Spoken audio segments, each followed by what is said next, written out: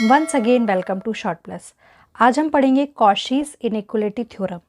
इस थ्योरम का स्टेटमेंट क्या है? Let a function f be analytic in domain d and let d contain interior and the boundary of circle c defined by mod of z minus z not is equals to r। यहाँ r है radius. If mod of f of z is less than m is a maximum value on c, then हमको prove करना है mod of f n of z is less than factorial n into m upon r to the power n। Theorem में जो proof करना है ये हमको देखते ही पता चल रहा है कि f n of z चाहिए हमें। तो f n of z के लिए हमने Cauchy's integral formula previous video में देखा था और Cauchy integral formula for higher order derivative भी देखा था। इसमें हमने f n of a की वैल्यू निकाली थी, तो इसमें उसकी हेल्प लगेगी। कॉशीज इंटीग्रल फार्मूला और हायर ऑर्डर डेरिवेटिव का लिंक डिस्क्रिप्शन में है, आप वीडियो चेकआउट कर सकते हैं। सबसे पहले हमारे पास गिवन क्या है कि z minus z not is equals to r, और दूसरी चीज़ गिवन है कि f of z is less than equals to capital M। तो इसमें सबसे पहले हम कॉशीज इंटीग्रल फार्मूला का एक्सटेंशन यूज़ कर रहे हैं कि f n of a is equals to factorial n upon 2 pi i integration of f of z upon z minus a n plus 1 dz। लेकिन हमारा ये जो प्रूफ है ये a फंक्शन के लिए और हमें प्रूफ करने के लिए f ऑफ z चाहिए, तो हम a की जगह z को पुट करेंगे। सो वी हैव, हमारे पास f n ऑफ a की वैल्यू ये थी। अब हम a की जगह z नॉट पुट करेंगे तो फंक्शन क्या हो जाएगा, f n of z is equals to factorial n upon 2 pi i integration of f of z upon z minus z naught. A की जगह हम z नॉट को पुट कर रहे हैं n प्लस 1 एंड dz। लेकिन अभी भी हमें थ्योरम के according f n of z का मॉड चाहिए, तो हम इस इक्वेशन में मॉड लगाएंगे। So we have f n of z mod is equals to this factorial n upon 2 pi i integration of f of z upon z minus z not to the power n plus 1 dz का whole mod. अब यहाँ एक चीज़ ध्यान देने वाली है जो आपको पता होनी चाहिए। अगर कोई function z1 into z2 mod में है तो हम उसको मॉड से सेपरेट करके लिख सकते हैं, मीन्स z1 इंटू z2 ऐसे लिख सकते हैं। और अगर कोई फंक्शन डिवाइड में z1 upon z2 whole mod है तो उसको हम मॉड की प्रॉपर्टी के according z1 mod upon z2 mod लिख सकते हैं।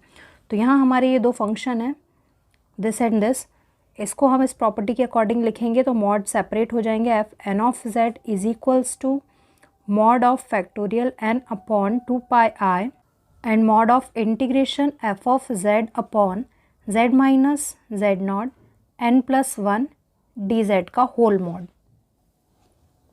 और अब हम फर्दर इस इक्वेशन को लिख सकते हैं कि f n of z mod is equals to, यहाँ ये z1 upon z2 whole mod के फॉर्म में, तो इसको हम लिख सकते हैं कि फैक्टोरियल n का मॉड अपॉन ये मल्टीप्लाई में है तो 2 का मॉड पाई एंड i सब सेपरेट हो जाएंगे, मॉड सेपरेट हो जाएगा and this become mod of integration f of z upon z minus z not to the power n plus 1 and d Z mod.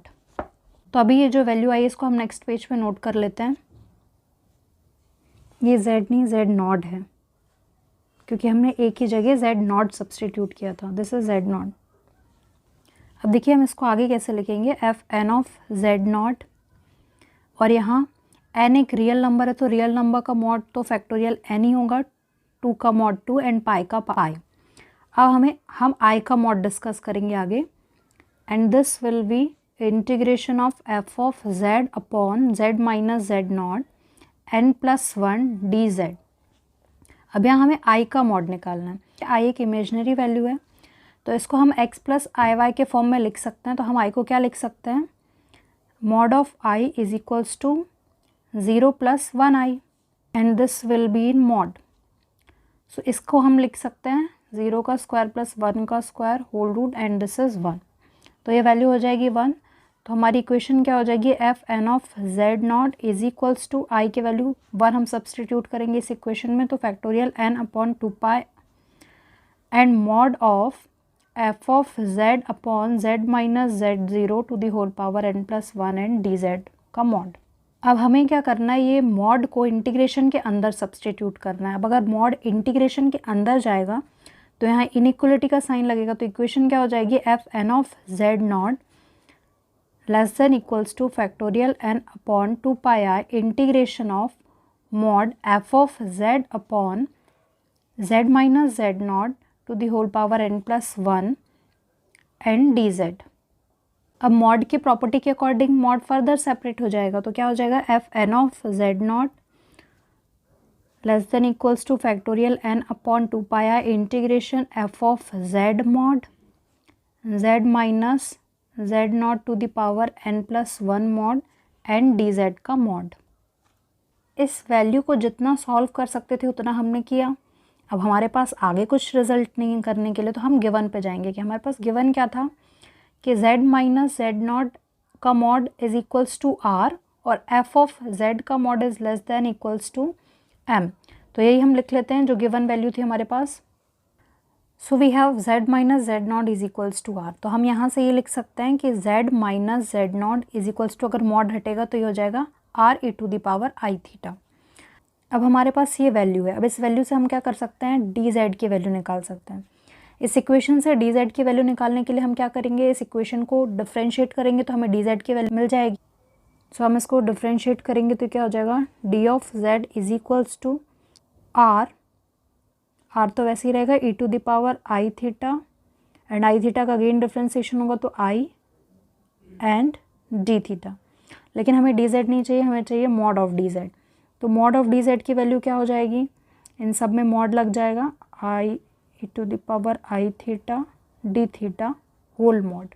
Mod की property के according mod separate हो जाएगा, तो ये हो जाएगा mod of r mod of i mod of e to the power i theta and mod of d theta.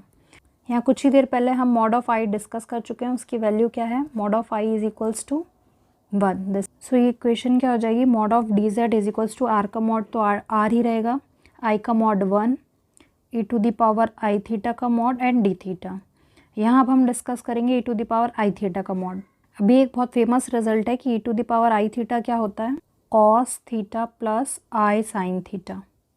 अब हमें इसका मॉड निकालना है, तो cos theta plus i sine theta का whole mod which is equals to cos square theta plus sine square theta का under root. Cos square theta plus sine square theta identity होती है 1, तो दिस इज 1 का root 1 ही होता है। So we have d z की value d z is equals to r d theta. अब इसको हम इक्वेशन नंबर 2 लेट कर देते हैं और डी जेड की ये वैल्यू हम इक्वेशन फर्स्ट में सब्सटीट्यूट करते हैं। सो हमने इक्वेशन 1 का प्रीवियस रिजल्ट नोट कर लिया, जो कि ये था कि f n of z not का mod is equals to factorial n upon 2 pi integration of close curve c f of z का होल मॉड और अपॉन में जेड माइनस जेड नॉट का whole mod n plus 1 and d z का whole mod. यहाँ हम value substitute करेंगे। यहाँ हमें एक चीज़ गिवन थी कि एफ ऑफ जेड, ये शुरू में गिवन था कि mod of F of Z is less than equals to capital M, तो इसकी जगह हम कैपिटल एम सब्सटीट्यूट करेंगे।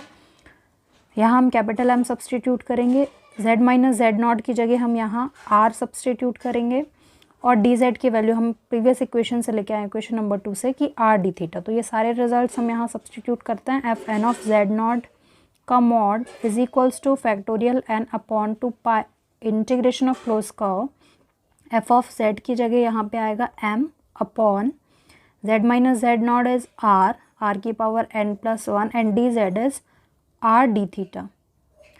So this will be factorial n upon 2 pi integration m upon r n plus 1 है और ये r है। अगर ये r नीचे आ जाएगा तो ये -1 हो जाएगा, तो यहाँ r की पावर सिर्फ n हो जाएगी। So this will be r to the power n d theta। अब आगे क्या होगा, f n of z not का whole mod is equals to factorial n upon 2 pi i. ये सारी कांस्टेंट वैल्यू हैं, ये बाहर आ जाएंगे तो ये हो जाएगा m upon r to the power n और यहाँ रिमेनिंग टर्म्स क्या रहेंगी, सिर्फ इंटीग्रेशन ऑफ डी थीटा। अब यहाँ ये क्लोज कर्व के रिस्पेक्ट में इंटीग्रेशन हो रहा है, तो ये वैल्यू क्या होगी, f n of z not का whole mod is equals to factorial n upon 2 pi m upon r to the power n, क्योंकि ये क्लोज कर्व के रिस्पेक्ट में है तो ये थीटा की वैल्यू होगी 0 to 2 pi. So this will be f n of z not का whole mod is equals to factorial n upon 2 pi capital M upon r to the power n, and this is 2 pi minus 0. You can say that this is 2 pi. So 2 pi will be cancelled out with 2 pi. The remaining term is f n of z naught ka whole mod is equals to factorial n upon r to the power n and m. So this is our required result. Hence proved. Thanks for watching.